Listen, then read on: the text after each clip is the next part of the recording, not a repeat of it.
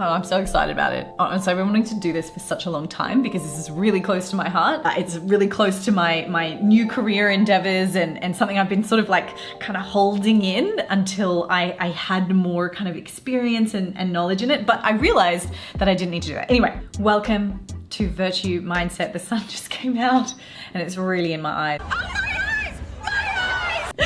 Welcome to Virtue Mindset. This is a new series that I'm really excited to bring you, and it's on, well, plot twist, mindset, real original. Mindset and psychology. Point is, in this series on mindset and psychology, I'm going to be drawing on two main things. The first is my experience. I have been a coach, a personal trainer, and a yoga teacher for nearly 2 decades. And before that, I was a gymnast and a dancer. And so I have a lot to draw on, not just in terms of my own experience, but actually in coaching others. And look, I have to say, without oversharing, I've also had, I want to say, quite the childhood, and I don't mean that necessarily in a bad way, and childhood right through to like my late 20s. I've had some interesting experiences that I'm sure I will get into at some point during these series, but I don't want to kind of like bombard you. I don't want to overshare on the first date. That's like a big no-no. That's a big red flag. The second thing that I'm going to draw on for this series is that I'm doing a psychology degree. At the ripe old age of 35, I decided to go back to university and study psychology in the hopes of obviously becoming a psychologist. And so there's just so much juicy stuff that I want to bring to this series and to this channel that I'm learning in the psych degree that I have experienced in real life. And now it's just so cool to have a name for it and be like, oh, that's a bad thing like occurring. Oh my God. Yeah, let's bring it all together, man. Wow. Okay, so the reason I decided to go back to university is because all the coaching that I have done has shown me that it really doesn't matter how perfect your training program is. Like, it doesn't matter how precise your food plan is or how perfectly your macronutrients and micronutrients have been distributed across a food plan, or how great your gym is or how much time you have, because truly it is our psychological state that impacts our behavior, and it is our behavior that underpins whether we will or will not make use of these perfect tools that we may have, whether they're food plans, whether they're training programs, whatever they may be. So unless we take control, actually, you know what, control is probably the wrong word. Unless we become aware of ourselves and our mindset and our perspective and the way that we cognitively appraise the things in our life, then those tools are just perfect tools. That's what they are. Sort of like sitting on the shelf, looking pretty. And it's like, I don't know how to do. I don't know what to do with them. But they look good, but I can't make them work. You know what I'm saying? So this series is really just about making the mindset shifts and perspective shifts that are required so that we can make use of those amazing tools properly and consistently, and obviously so that we can achieve our results and all those things that we want to do. Shall we begin? I think we shall begin with today's topic. And I think what better a topic, actually, to begin the very first series with than discomfort. Discomfort. Now, I have to say, this topic was actually inspired by a Virtue Crew member. That's right, someone that's doing one of my programs. She had posted on the Facebook community page that we have for anyone doing any one of my programs. In this post, she wanted to express frustration. Now, these things included frustration of moving from exercise to exercise, frustration of, I just thought we'd change angles. Now, these things included like moving from different exercises, not knowing whether she was performing exercises correctly, the hecticness of a busy gym, just like a bunch of things that were just making her feel uncomfortable. The thing is, it's kind of part and parcel of training, and it's kind of a part of training that you, like, quote unquote, have to get used to within reason. But I felt that there was a slightly bigger opportunity here for some growth. So my response to her was actually that your discomfort is a gift. Now, at the risk of sounding like an annoying spiritual bypassing yoga teacher here, being all like, your discomfort is a gift. I'm gonna say it again, your discomfort is a gift. Let's go back. I'm gonna tell you why.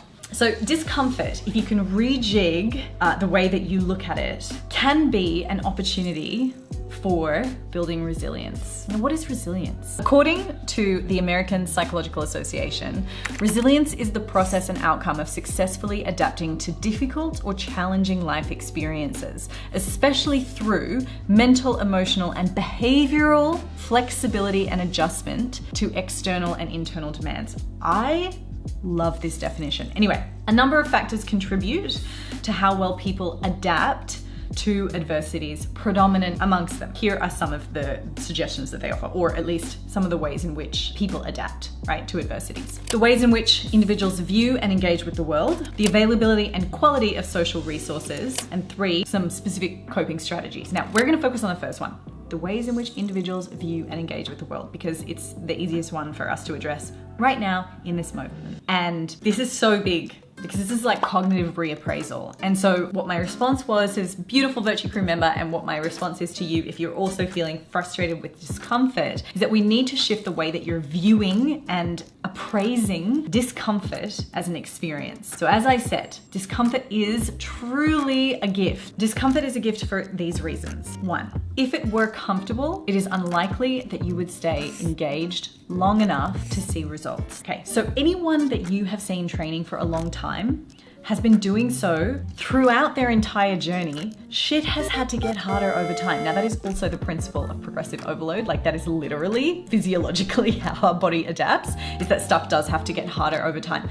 But if we think about this more philosophically, throughout their journey, any athlete, anyone that's training, anyone that's achieving something, in order for them to get better, they know that stuff has to be a little bit uncomfortable, because that discomfort causes friction, which I'm going to talk about a bit later.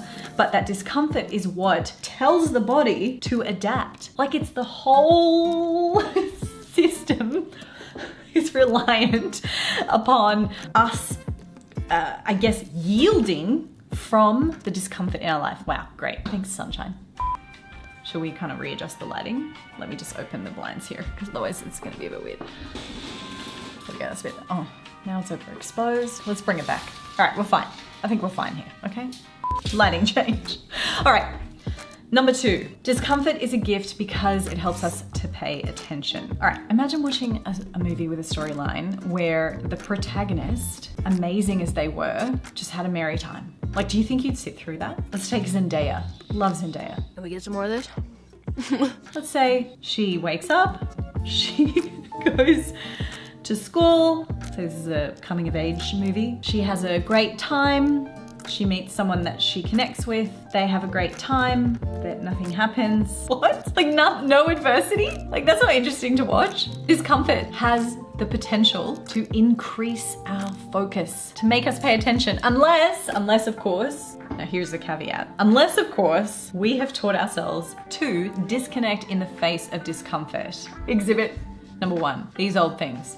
They are great discomfort distractors, right? The second you feel uncomfortable in a social setting and you're like, I'm just gonna check my phone. I'm just gonna scroll for a bit. Like, it happens to me all the time. I find myself like procrastinating on an assignment because I just go, these things do everything for us. And they are amazing tools for distracting ourselves from discomfort. But this is not good for building resilience. This is not good for teaching our brains to actually thrive under those conditions. Little side note. So one of the reasons that I put meditation into all of my programs, be it gym program, be it my Virtue Method at Home program, is because I truly think that one of the main reasons that I'm able to stick to my gym program or any of my programs is because I can sit through the discomfort of, dare I say it, like the boredom of repetitive action.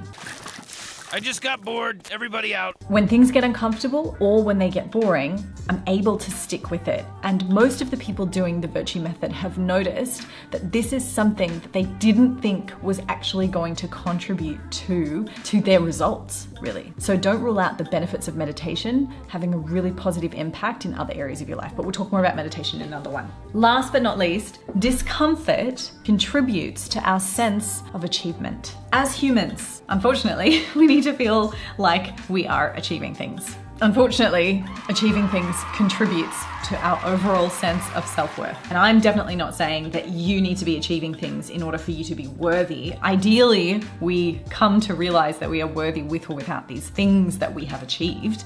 But accomplishment, from a psychological perspective, and perhaps even evolutionary, it feels good. And when things feel good, we're likely to do them more. So, how can you see discomfort as a gift? How can you turn your relationship to discomfort as one from frustration, which is perhaps a slightly more closed mindset or fixed mindset, which we want to move away from, to one of appreciation, which is more like a growth mindset. So here are my tips for, I guess, reappraising that discomfort. And this is going to take a little bit of work on your part, but I guess that we're here together. We're going to be working together in this mindset series. So the next time you feel uncomfortable, anything that challenges you, that makes you feel uncomfortable, I want you to think about these 4 things. 1, how is this situation serving me? Like, we still have to honor the negative, right? We still have to honor, like, okay, this situation is making me feel vulnerable, it's making me feel stupid, it's triggering me a little, whatever it might be. Honor those feelings, but also say to yourself,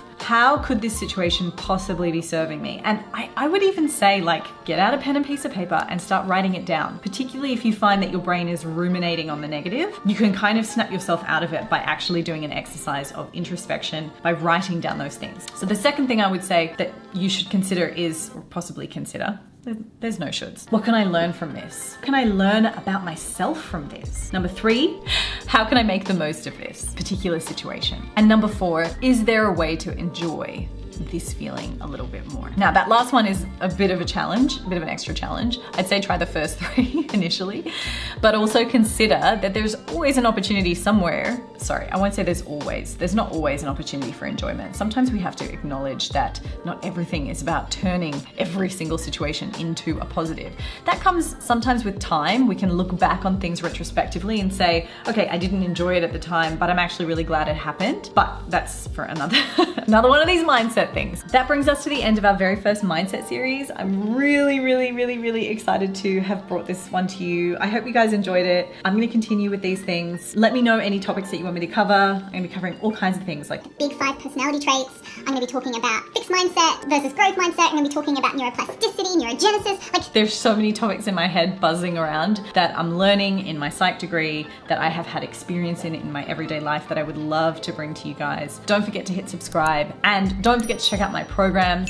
I incorporate all of this psychological stuff into my programs. Like, as an example, in my gym program, there is a series of questions. Part of the program is actually on cultivating and developing introspection, because I think it's a really neglected aspect in most fitness programs that you see out there. And so there is a series of journal prompts that I ask you to do. It's all kind of like worked into the program as well, and I'm really proud of it. So check it out, linked below. I'll see you guys on the mat soon. Thanks, bye. I'm gonna try and do the smooth exit. Oh, damn it. Okay, wait, let's try it again. Smooth exit. Oh no, can you see me in the reflection? Maybe. No, I think I angled it properly. Cool, bye.